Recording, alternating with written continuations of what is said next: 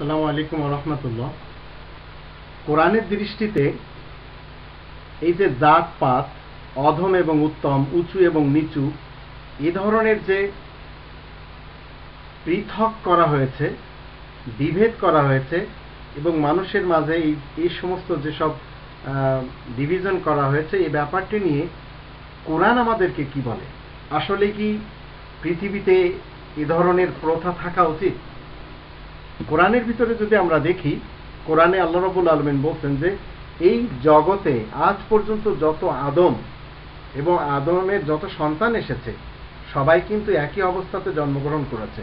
আমরা যদি দেখি, কেউ মায়ের পেট হতে অধম বা উত্তম হয়ে আসেনি, কেউ উঁচু এবং নিচু হয়ে জন্মগ্রহণ করে না।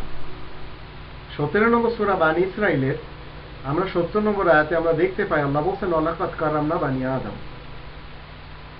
এই ঘোষণাটি বানী আদমকে আল্লাহ মান ইজ্জত দিয়েছেন, সম্মান দিয়েছেন। আর এই স্লোগানটি কোরআন দুনিয়ার প্রথম দিন থেকে দেয়। এটাই হচ্ছে বিশ্ব মানবতার স্লোগান। তাই কেউ অধম হয় না, কেউ উত্তম হয় না, কেউ নিচু হয় না, কেউ উঁচু হয় না। আর ঠিক 49 নম্বর সূরা আল হুজুরাতে 13 নম্বর আয়াতে আল্লাহ তাআলা বলছেন যে ইন্না আকরামাকুম ইনদাল্লাহি আতকাকুম। আল্লাহ রাব্বুল আলামিনের দৃষ্টিতে সবচেয়ে দামি মানুষটি সেই যে তাকওয়ার গণ্ডির ভিতরে নিজের জীবনকে এনে নিতে পেরেছে। তাকওয়ার গণ্ডির মধ্যে যে নিজেকে আনতে পেরেছে এবং সেই তাকওয়া অনুযায়ী জীবন কাটাতে পেরেছে, আল্লাহ রাব্বুল আলামিন বলছেন এই লোকটি একমাত্র আল্লাহ রাব্বুল আলামিনের দৃষ্টিতে সবচেয়ে দামি মানুষ। একটি হলো আল্লাহ তাআলার দৃষ্টিতে দামি, আর একটি হলো আল্লাহ তাআলার দৃষ্টিতে সবাই সমান। তো যখন একজন মানুষ মুত্তাকি হয়, তাকওয়ার কাজগুলি করে, যা আমরা 2 নম্বর সূরা আল বাকারার 177 নম্বর আয়াতে দেখতে পাই, এই আয়াতটির উপরে যারা পৃথিবীতে আমল করে তাদেরকে আল্লাহ রাব্বুল আলামিনের দৃষ্টিতে বেশি সম্মান দেওয়া হয়েছে। আর এমনি সম্মানের আর ইজ্জতের সমান হলো সমস্ত মানব।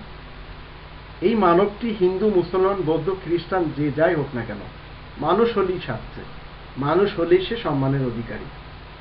তাই 5 নম্বর সূরা আল মাইদা এর 103 নম্বর আয়াতে যদি আমরা দেখি, কেন আল্লাহ বলছেন মা জাআলাল্লাহু মিন বাহিরাতিন ওয়ালা সাইবাতিন ওয়ালা ওয়াসিলাতিন ওয়ালা হামিন ওয়ালাকিন্নাল্লাযীনা কাফারু ইফতারুনা আলাল্লাহিল কাযিব ওয়া আকসারুহুম লা ইয়াকিলুন।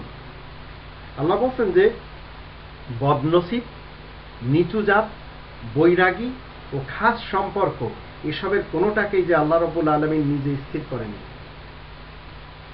বরং কাফেরাই তো আল্লাহ তাআলার উপরে মিথ্যা চাপানোর জন্য জঘন্য চেষ্টা চালায়।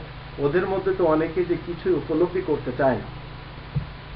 এই ক্যাটাগরিগুলি তৈরি করা হয়েছে, এই পার্থক্যগুলি তৈরি করা হয়েছে পৃথিবীতে ডিজিটাল কিছু শয়তানিক এবং ইবলিসের চরিত্রের লোকেরা।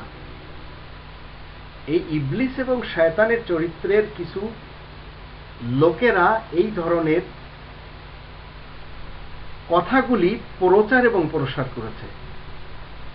তো এরা হচ্ছে ডিজিটাল ইবলিস এবং ডিজিটাল শয়তান। এরাই মানুষের মাঝে ফ্যামিলিগতভাবে, উপাধিগতভাবে এবং জন্মগতভাবে পার্থক্য করে।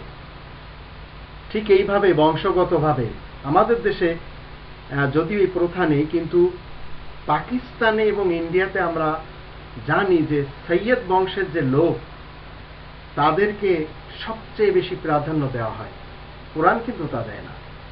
একজন মানুষ যদি চ্যাটার্জি হয়, ব্যানার্জি হয়, বন্দ্যোপাধ্যায় হয়, গঙ্গোপাধ্যায় হয়, চৌধুরী হয়, মোড়ল হয়, তো এগুলি হচ্ছে আল্লাহ রাব্বুল আলামিনের পক্ষ থেকে শুধুমাত্র পরিচয়ের জন্য। কিন্তু ওয়ালাকাদ কারামনা বানী আদম, বানী আদম হলেই সে মান ইজ্জতের অধিকারী এবং সবাই সমান অধিকারের অধিকারী।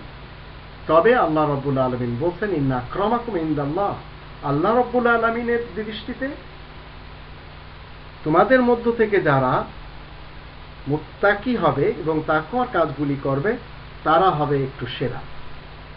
কিন্তু মানুষের দৃষ্টিতে যারা এই ধরনের বিভেদ করেছে, যারা এই ধরনের পদবি নিয়ে খুশিতে বাগবাগ হয়ে আছে, তাদের জানতে হবে যে এই ধরনের ফ্যামিলিগতভাবে, জন্মগতভাবে, এলাকাগতভাবে তারা যদি বলে, তাহলে এগুলি হচ্ছে ডিজিটাল শয়তানের পক্ষ থেকে এবং ডিজিটাল ইবলিসের পক্ষ থেকে বানানো উপাধি।